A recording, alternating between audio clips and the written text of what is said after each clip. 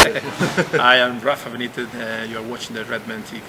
Hello, welcome to the Redmen TV. A bit of a shortened show this week because they've sprung the derby on us out of nowhere. It's Tuesday night kickoff, so that's caused us a little bit unawares. But anyway, we're going to give you something nonetheless. We still got Mike Atkinson in the studio with us after our post-match Sunderland reaction. Chris has also got a new word, as you will have heard. Boom time!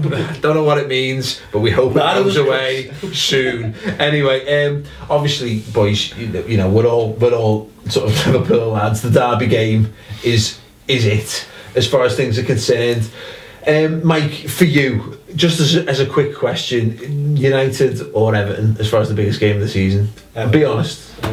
Still Everton for you? We're born and bred in the city. You grow up around Evertonians. There's no worse feeling, and Chris will tell you this because his brother's a Blue Nose. There's no worse feeling than losing to the Blue Nose and having to put up and having to live with that. At least with the Manx, we don't have to work with them. You know what I mean? There's none of that shit going on. Unless you're working in Manchester, anyway. Unless you're working in London, in which case it's the big problem. I just fucking sack him. Okay, equal opportunities hiring act in full effect, Chris. Thanks for Isn't that part of the interview process, mate? It should be, but I have my underlings do that. Anyway, Chris, obviously, as Mike pointed out there, your younger brother's a Blue. It must be. He's always been awkward, though. It's obviously twice as hard. I agree with your old man's theory of locking him in the garden until he became red. The only favour you can give to your brother is that he was told that he wasn't allowed to come back in the house until he was a Liverpool fan, and he stuck it out. And to be honest, it speaks volumes about the Evertonian mentality. That they would martyr themselves against the horrible shit conditions just to be miserable for the rest of their lives. Throw themselves in front of horses. It's true. They are the Emily Pankhurst of football fans. Anyway. No, it's obviously it's a massive game. We spoke to a couple of people before the derby game earlier in the season, and obviously this is what they had to say. The folks here that live in Liverpool, obviously it's a real big thing because families are divided, you know, between red and blue. So it's hard to explain it. If Liverpool get beat, I don't even want to go out. Half of my family are all like blue as well, so like I just don't even want to see anyone if we get beat. Do you look forward to the derby game? I love it. Which is a bigger game, United or Everton? The local derby. That's not a derby, the scrum. It's just because the clubs are so close together, the grounds are so close together. It's just awesome. But on the other side, when we win, oh, it's brilliant. I have to start going round everywhere and just seeing all my mates and that going, yes, mate, up on that, having a good talk about the game and like who's done this, who's done what. So it's possible when you win, but when you get beat, it's horrible.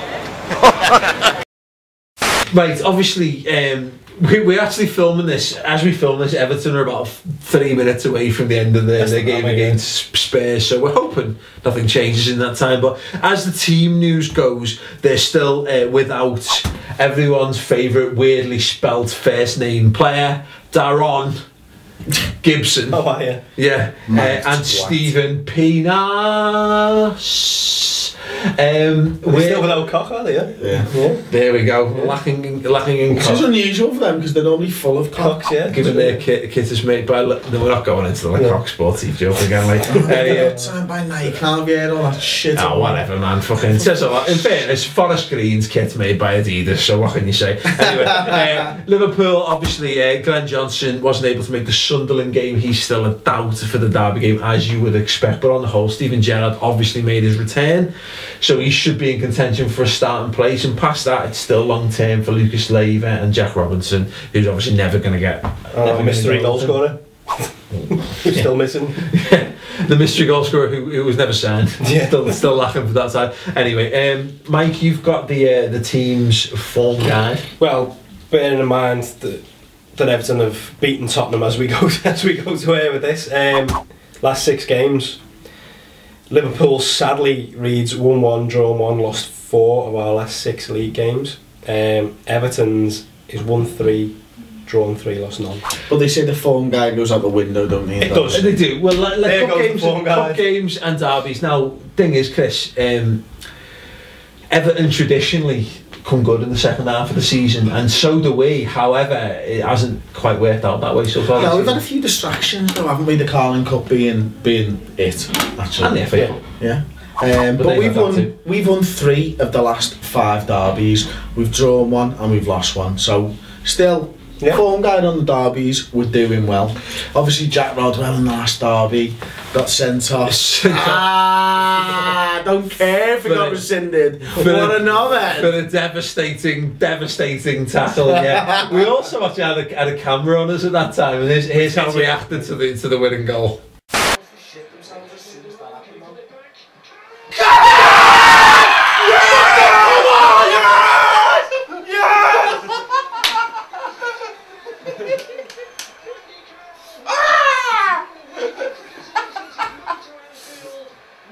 We also had Bruno's brother there. He wasn't quite so happy. Anyway, no, it's a massive one, and having lost to Sunderland, I think the big feeling among fans, Mike, is that we need to just get a bit wild, get a bit crazy, start experimenting, start playing with like the freedom that we had at the end of last season. We need to get over the Carnival final win. Yeah, everyone's been saying it's going to kickstart our season. Actually, it's been a hindrance. Yeah, because I think we're still struggling with a bit of a hangover from it. I know I am, and I know someone else is. We should really be playing with total freedom, shouldn't we? Don't do that. So it's we've got European football. I know it's not Champions League, it's European football, but we've got that in the bag. It should be a go on and express yourselves. Yeah, no, Mike, you're right. I think it's one of them, isn't it? I think the major problem is that we're still clinging on to this idea, and I think the players are still clinging on to this idea that if we just win a few games, no, let's just play with the idea like last season that let's just get what we can get. Let's play the football we can.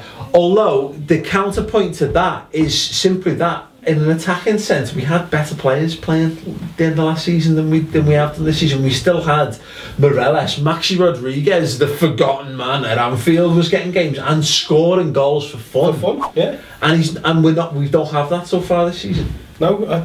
Well, I said it before. I think I said it in the reaction show to the Sunderland game. We're missing that player in between the lines, the Morelos kind of player. We don't seem to have someone who can drop off. Like last season, Morelos was playing off Suarez. Kaut was playing off Suarez. Suarez was the focal point. Maxi was cutting out the back there. You had them 3 behind Suarez, and then Lucas and Spearing sitting behind. It was the old Rafa formation, you know, the 2 holders, the 3, and then the 1, and then we seem to have that worked. Yeah, and yet we've gone back to 4-4-2. Rob. Gutman. No, I players to do that formation though still. Yes, the problem is, of course, is that we've got sort of £50-odd million worth of talent in Andy Carroll and Stuart Downing who can't play that formation. And because you think that's hindering us in that respect. Well, yeah, if for that formation, most certainly. But ultimately, we've got players. You've got to design your formation on the players that we've got, or you've got to bring in the right players for the formation that you're going to go forward with.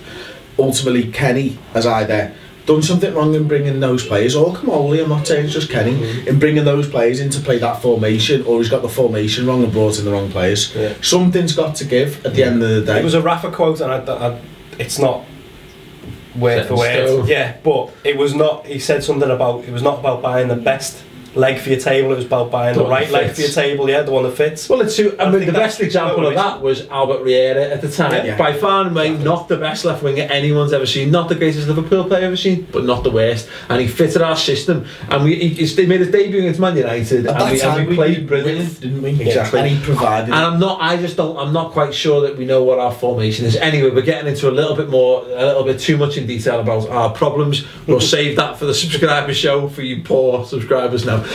We will obviously be covering the Everton reaction in a lot more detail on our subscriber show. It's going to be out late this week. It's going to be out very late Thursday night because of the derby being on Tuesday night. Tune in for that. That's www.theredmentv.com. Before we go though, let's just quickly have a little break. So Phil Neville, former Man United player, England international, and now Everton captain. With the Merseyside Derby looming, are you excited to be involved at your age in this kind of fixture? Yeah, you know, derbies, when I'm playing the Manchester Derby, you know, that was a great game for clubs, and I remember how exciting the game was. and I went after the game because I was only little. I went up and asked some player, Steve Lomas, because I needed him for my sticker collection, for his autograph to sign the sticker, and he signed it, and I remember because it was great, because it was a derby.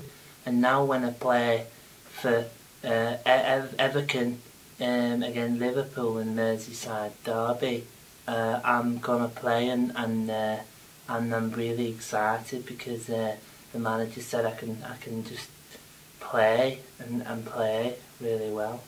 Who were Everton's danger men? I don't know, but it was some really good players. We've got some amazing strikers at the club. You know, you've got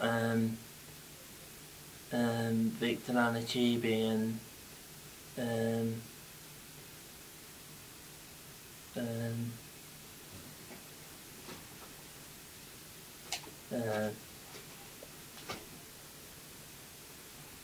well, you've been playing Tim Cahill up front. Is he maybe a danger man? Yeah, you know, he plays up there when all the Victor Anichibi's not fit. Tim Cahill, you know, he's quite dangerous, especially, you know, if you're a corner flag, because when he scores, he punches corner flags. Okay. And now that we're back from that break, let's just talk about Everton a little bit. Obviously, David Moyes been in charge for 10 years now, Mike. They are very much, for me, they're so much better at being the kind of side that we are this season than we are. They're so used to being a top 7-8 side that they cause problems. They've got some very good players in that side. They're coming into form as they always do. Who do you fear for Everton? You know what, there's not one particular player with Everton. You fear the team because, as much as it pains me, Moyes has this thing where he gets the players, whatever the players are, whoever they are, they play for him and they play for the shirt, and there's a passion and it's a belief that they have under Moyes. He seems to get the players riled into particularly when Derby Day comes along, and it's a unit rather than any one particular brilliance, because they don't have individual brilliance, I don't think. Well, I was hoping you were going to say Drenthe. So, Chris, what did you think of Drenthe? Crap. Drenthe, for me. What do you think of Drenthe, Paul? Why would you say it? Why would you say it? What do you think? He's just going to be the Ian Marshall now, isn't he? He's the Asu Akoto of a few seasons ago. Chris! So we have to keep bringing that up. When Royston Drenthe scores the winner and he doesn't, we know whose fault it is. What's wrong with you? What's wrong with you? Anyway, Royston Drenthe for me. Royston Drenthe for Jamie's almost, it's not Milan Jovanovic, it's Jamie Carragher. It's been dropped, Dad. Anyway, you just not you are not covering yourself in glory tonight, aren't you? Anyway, the thing is, Royston Drenthe is a danger man for me because he might be a complete and utter penis. However, he is a very dangerous player. He's got pace, he's got power, he's direct, he's cocky enough to try stupid things, and that's why things work out for him. Don't get me wrong, I think if we get him on the back foot, that's a liability. If they play him, he's a liability defensively speaking, because he doesn't track back, because he doesn't have that mentality. So we could get at him, but also he is the kind of player that we don't have in many respects, so he could cause us problems. The one thing that I'm hoping for Tuesday night is that we come out and play it like we played the United FA Cup game, like the Man City Carling Cup semi. We come out and play it with passion, and there's a buzz around the ground, and everyone needs to work together on Tuesday night. I am fully prepared to stand up for the full 90 minutes that game. I can't wait for those games. I doubt it'll happen for me in the lower centenary, because then people don't know how to stand up. But yeah, no Chris in the dovey. You never know unless you get there late. I'll stand up unless you get there late. Anyway, let us know what you think about the game. Let us know who you think will start. What do you think of Everton's chances in this game? Let's have some predictions before we go, Mike. Neck on the line. 1-0 Liverpool. Christoph. 1-0. 1-0. Well, first time I've gone for a draw this season. Well, at Anfield, you're not far off the form guide for it anyway. 2-1 to Liverpool. Scorer? 2-1 to Liverpool. I honestly could not pick a score from that. I think Own goal. Yes, yes, own goal. I honestly think it's one of those games that the goals could literally come from the most random of sources, because the derby games are Jose Enrique. Jose Enrique. Boom. I hope that's not Jose Enrique own goal. No, to score for us. Are you on crack? Well, he said he was on that bombshell. On Chris's crackhead bombshell. We shall leave you for tonight. Obviously, a little bit of a shorter time span between now and the game. Hope you watch it. Shut your face! Thank you for watching. Please do retweet the link, because obviously we've got a short time, so let everyone know about the show. Thanks so much. Leave your comments, leave your starting lineup predictions as well. Don't forget to get involved after the show. We'll be back on Wednesday, Thursday night. Yeah, at @the_axe there. Mr. Blood Red, and of course the Redmen TV for me good self. Thanks so much for watching, and we shall see you back there. Yeah, Mr. Blood Red. If you want 3 o'clock in the morning tweets about NFL and masturbation, the ones that get missed the right place. your timeline crash, yeah. Anyway, thanks very much, and we'll see you ta-ra.